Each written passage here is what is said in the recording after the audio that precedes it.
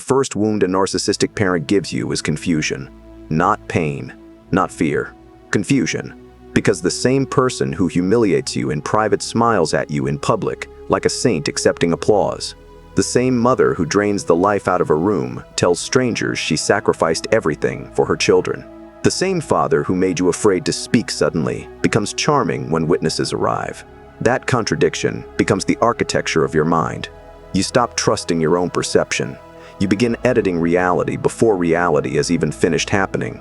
And that is the real inheritance of narcissistic parenting, not trauma alone, but a nervous system trained to doubt itself before it doubts the abuser. Psychologists have spent decades trying to explain why children raised by narcissistic parents often grow into adults with chronic guilt, hypervigilance, emotional numbness, and a terrifying inability to know what they actually feel. The public explanation is usually too soft. People say the parent was controlling or emotionally immature. Those phrases are technically correct and psychologically useless. A narcissistic parent is not merely controlling. They are engaged in psychological colonization. Your emotions, achievements, failures, appearance, and identity are treated as extensions of their ego. You are not allowed to become a separate human being because separation feels like betrayal to them. This is why narcissistic parents react to independence with hostility instead of pride. A healthy parent experiences your growth as proof they succeeded. A narcissistic parent experiences your growth as abandonment. The moment you develop opinions they cannot control, relationships they cannot supervise, or boundaries they cannot penetrate, the punishment begins. Sometimes the punishment is loud, screaming, insults, intimidation. Sometimes it is surgical, silence, withdrawal, mockery disguised as jokes. A cold change in tone so subtle outsiders would never notice it. The child notices. The child always notices. If this video is helping you to expose something you felt for years but could never explain, subscribe now. Because the next videos are only going deeper into the psychology most people are too afraid to talk about. What makes narcissistic parenting so psychologically devastating is that the abuse rarely looks like abuse from the outside. There are no bruises for people to photograph. There is only atmosphere. Tension. Walking into the house and immediately scanning the emotional temperature before saying a single word. Learning that love is conditional long before you learn the definition of the word conditional. The narcissistic household turns children into emotional surveillance systems.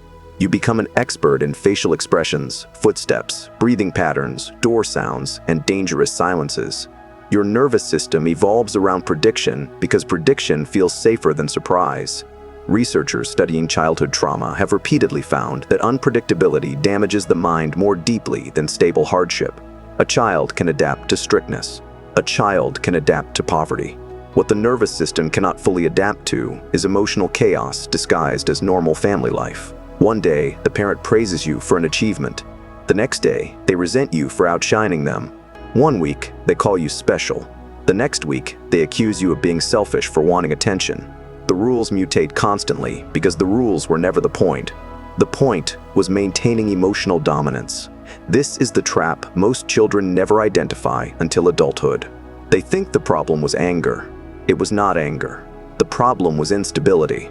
Narcissistic parents train children to chase approval that moves every time they get close to it. The child grows up believing love must be earned through performance, emotional suppression, usefulness, or perfection. Then they enter adult relationships and unconsciously recreate the same prison with romantic partners, bosses, and friends. They become addicted to emotionally unavailable people because emotional inconsistency feels familiar enough to be mistaken for chemistry. The cruelest part is that narcissistic parents often rewrite reality with astonishing confidence. Psychologists call this gaslighting, but the word has become too casual to describe what actually happens.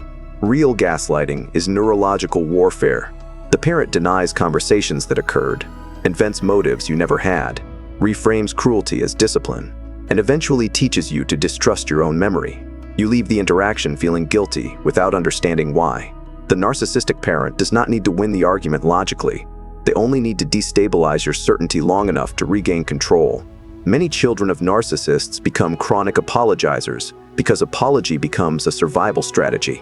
It is easier to confess to imaginary crimes than to endure another emotional trial. Eventually, the child loses contact with authentic anger altogether. They become agreeable, accommodating, and emotionally overdeveloped. Everyone praises how mature they are. What nobody understands is that this maturity was purchased through fear. The child learned too early that having needs created danger. There is another psychological consequence. Almost nobody discusses openly: resentment without permission. Children of narcissistic parents are expected to remain grateful regardless of what happened to them. The parent reminds them constantly about food, money, school fees, sacrifices, and public reputation. This creates a brutal psychological split. The child feels wounded and indebted simultaneously. They carry anger in one hand and guilt in the other until both emotions become fused together. Even after adulthood, many survivors cannot criticize the parent without immediately feeling disloyal. The parent still occupies the courtroom inside their head, and the manipulation does not end when the child becomes an adult. In many cases, it becomes more sophisticated. The narcissistic parent senses distance forming and begins deploying emotional debt as a weapon. After everything I did for you, you've changed. Family should come first. Notice the pattern. The conversation is never about your actual boundary. It is about inducing shame for having one. Narcissistic parents experience boundaries the way authoritarian governments experience rebellion. Every independent decision threatens the illusion that they own emotional authority over your life.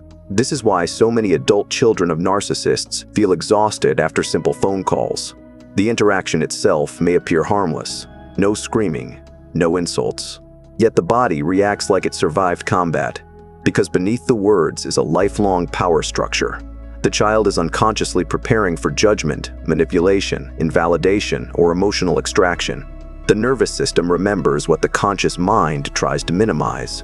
Some survivors spend decades trying to finally win the narcissistic parent's approval. They collect degrees, careers, marriages, and achievements, hoping the parent will eventually become emotionally safe. The tragedy is that the finish line does not exist. Narcissistic parents are often psychologically incapable of granting stable validation because your confidence their control. If you fully trusted yourself, you would stop orbiting them emotionally. And that is the one outcome the narcissistic system cannot tolerate. The final realization arrives quietly for most survivors, usually later than it should. They begin understanding that healing does not mean finally being understood by the parent. It means accepting that the parent may never possess the emotional machinery required to understand them at all. That realization is both devastating and liberating. You stop presenting evidence to a courtroom that already decided the verdict years ago. You stop begging for empathy from someone who experiences empathy as a loss of power. And slowly, painfully, your nervous system begins learning a foreign concept: peace without permission. The dark psychology of narcissistic parents is not merely that they hurt their children. Many parents hurt their children accidentally. The darker truth is that narcissistic parents often need their children psychologically weakened in order to feel emotionally secure themselves. Your confusion stabilizes them. Your guilt feeds them. Your self-doubt protects them from accountability. Once you understand that, the entire family structure rearranges itself in your mind. You realize you were never difficult for asking to be loved normally. You were dangerous because you were beginning to see clearly. And clarity is what narcissistic systems fear most. The entire structure depends on confusion surviving longer than truth.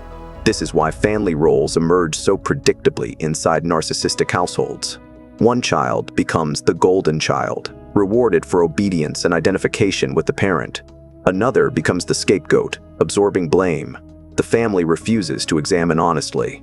These roles are not random personality outcomes. They are psychological management strategies. The golden child preserves the narcissist's fantasy of perfection. The scapegoat carries the emotional contamination the family cannot acknowledge directly. If one child begins telling the truth about the dysfunction, the entire system reacts as though survival itself is under attack. What outsiders rarely understand is how addictive hope becomes in these families.